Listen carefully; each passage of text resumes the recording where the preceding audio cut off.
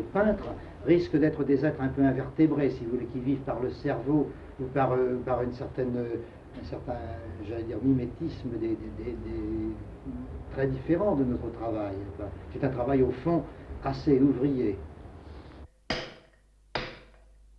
Regardez, Rodin avait fait un homme qu'il avait intitulé L'homme qui marche. Je n'irai pas jusqu'à critiquer Rodin, mais je pense qu'il a réellement fait l'homme qui marche et que c'est au fond dommage, parce que les Égyptiens, ils faisaient des hommes qui ne marchaient pas, c'était des hommes qui étaient en marche. C'est-à-dire que beaucoup plus que le mouvement anecdotique, c'était le sens même du mouvement qui traduisait.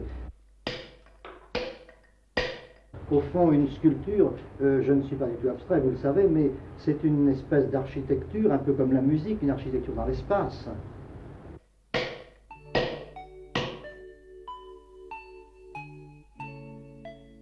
Laouen, cette inspiration poétique dont bénéficie l'artiste, chaque œuvre en témoigne.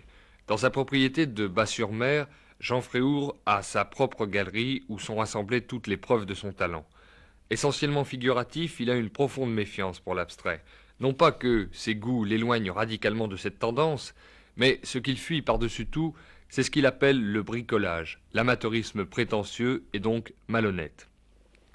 Alors il ne faut peut-être pas s'étonner si cette attitude engendre la création de reflets fidèles de la nature, fidèles mais bien vivants. Ce choix qu'il a fait n'est pas la solution facile qui a séduit bien d'autres.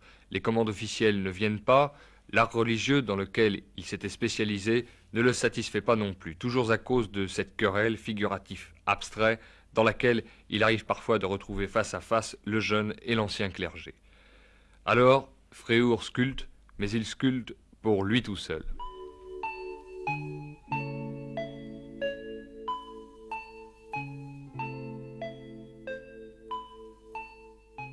Il faut savoir voir, je crois, oui, mais en réalité, on apprend à voir, car même ayant un don au départ, si vous voulez, on sait, je crois, assez peu de choses.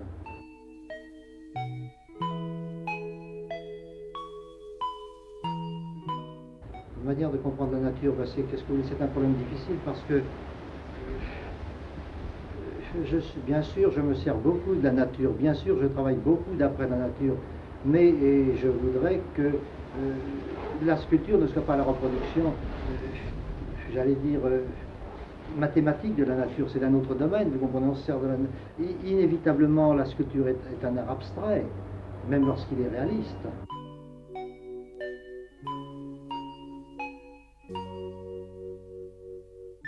Il faut oser la reproduire, bien entendu, mais la reproduire en l'interprétant.